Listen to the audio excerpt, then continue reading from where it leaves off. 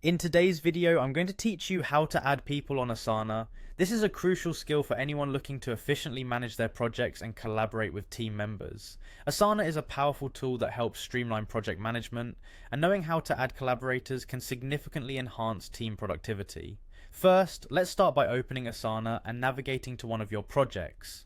Within the Asana interface, look for the project you want to work on. Projects in Asana are essentially containers that hold tasks related to specific goals or initiatives.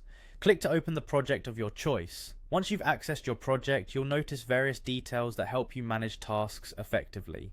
Next, we move to the project details. In the project view, locate and click on details. This section provides you with in-depth information about your project and is where you can manage your team and assign roles. Once you're in the details section, you will want to find and click on collaborators. This is where you add team members who will be working alongside you on the project.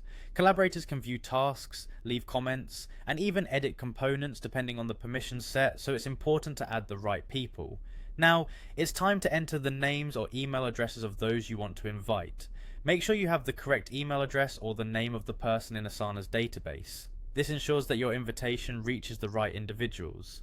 Enter the required information into the provided field, and once you've double checked everything, you're ready for the next step. It's time to send the invitation.